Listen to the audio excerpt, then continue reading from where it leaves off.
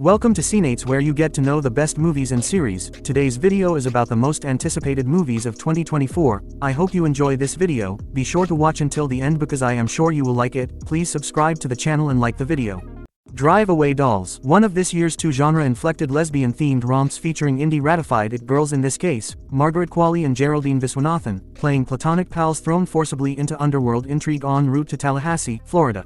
Suffice it to say that Ethan Coen's solo directorial debut sounds riskier than Joel's victory lap around one of Shakespeare's greatest plays. While the dumb criminal stuff seems suitably Coen-esque, the question of exactly what he's doing taking on this material in collaboration with his wife, Trisha Cook, who co-wrote the screenplay, is tantalizing and a little terrifying. In this case, it's probably best to adjust expectations. Even if Drive Away Dolls seems like a long shot to rank with the Coens' best work, it could serve as a memorable introduction to a directorial duo with its own insular.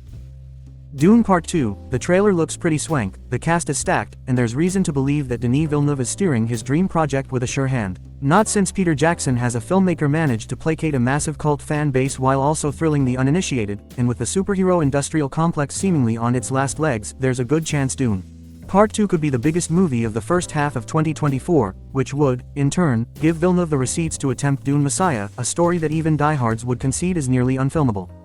Love Lies Bleeding. It's the oldest storyline in the book. A gym manager with family ties to a criminal empire falls in love with a female competitive bodybuilder who starts hanging out at her joint. Much heavy lifting and breathing ensues, even putting aside the instantly striking pairing of Kristen Stewart and Mandalorian regular Katie O'Brien, who doesn't so much tower over her on-screen partner in the trailer as enfold her.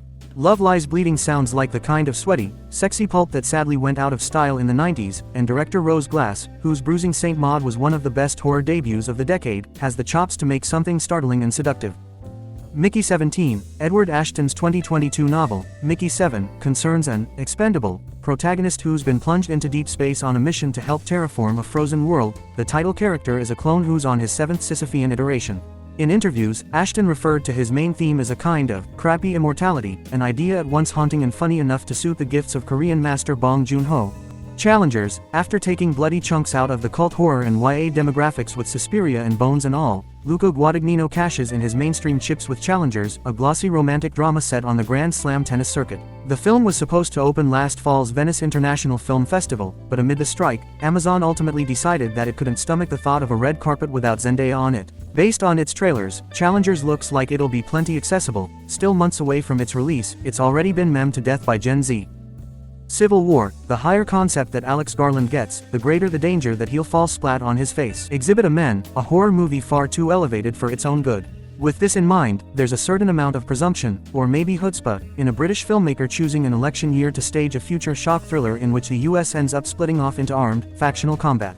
Based on the trailer, it looks like California and Texas have joined forces, which just seems like trolling, but who knows. While Garland isn't known for his sense of humor, casting Ron Swanson as the president of an ideologically irreconcilable, fatally divided America may be a hint that this is less a Peter Watkins-style cautionary tale than a Kubrickian stab at apocalyptic slapstick satire. The Fall Guy. As Barbie just proved to the tune of $1 billion and change, Ryan Gosling's best mode is cocky, knockabout comedy. Hence the good vibes radiating off David Leitch's action comedy about a stuntman turned private detective trying to keep himself in one piece while investigating a disappearance on a big-budget production directed by his ex. That the film is based on a 1980s television series starring Lee, the $6 Million Man, majors probably won't matter to younger viewers whose pop-cultural frame of reference starts with, I'm just Ken. The best-case scenario, Leitch, who knows stunts as one of the architects of the John Wick films, keeps things light and funny while putting Gosling and his action figure body through the ringer. Ballerina. The John Wick universe is a baffling but intricate place where the main sources of employment seem to be contract killing and hotel management. Given the high levels of stress, it follows that in between gunfights, the characters would want to take in some high culture. Enter Ana de Armas, whose character, a prima ballerina hunting down the bad guys who killed her family, was present and embodied by dancer Unity Phelan in John Wick. Chapter 3. Parabellum. This new entry, set in between the events of Chapter 3 and Chapter 4, is a custom-tooled vehicle and another chance for de Armas to grab the action heroine brass ring after the failures of The Gray Man and Ghosted. That she was culpable. As her foray into the Bond franchise proved, de Armas is a witty, agile, physical comedienne who can hold her own during a stunt sequence.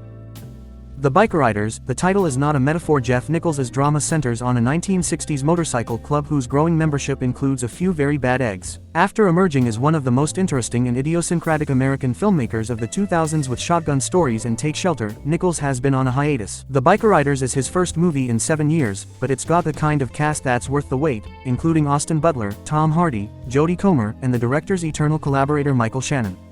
Deadpool 3, the truest test of whether audiences are experiencing superhero fatigue may be whether they turn up for the one franchise that doesn't take Kate shit seriously. It doesn't hurt that Deadpool 3 features the return of Hugh Jackman as Wolverine, a throwback to those halcyon pre-MCU days when comic book cinema had a little bit of edge, and as long as there are teenage boys, Ryan Reynolds' smirking, complicit edgelord shtick will have a substantial fan base. There are even rumors that Taylor Swift will show up, which is probably the only way to top Deadpool 2's use of a very game Celine Dion. Trap. The only thing we know for sure about M. Night Shyamalan's new thriller is that it stars Josh Hartnett alongside Shyamalan's songwriter-daughter Salika. Last summer, the ever-chatty filmmaker teased a few details, revealing that the story was set at a concert and that the novelty had less to do with the plot than with the use of point of view. At this point, Shyamalan has fully revitalized his career and stands alone, or at least alongside his spiritual inheritor Jordan Peele, as America's reigning master genre director. Hopefully, his modest but real winning streak continues.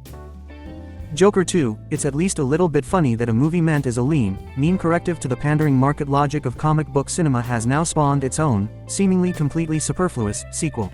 You know it's going to be pretentious when the subtitle is a French term for a shared psychosis, and it's easy to imagine Lady Gaga's thinking with regard to the role of Harley Quinn. If a gritty Joker reboot won Joaquin Phoenix an Oscar, why couldn't she get the same results by glomming onto the material? Never mind that Margot Robbie has been pretty much perfect in the part elsewhere. Gaga's going to come with the wildest, most nasal accent you've ever heard. Watch as she dives in. Gladiator 2, supposedly, Paul Mescal scored the lead role in Gladiator 2 after studio executives took in a London stage performance of A Streetcar Named Desire. The deciding factor was not his acting, but the vocal reaction of female audience members when Stanley Kowalski took his shirt off. Mescal is, of course, a wonderful actor, and it's just too bad he couldn't have signed on for the now mythic Nick Cave version of the film, which would have seen Maximus return from the dead to assassinate Jesus Christ. At least we have Ridley Scott's next unhinged press tour to look forward to.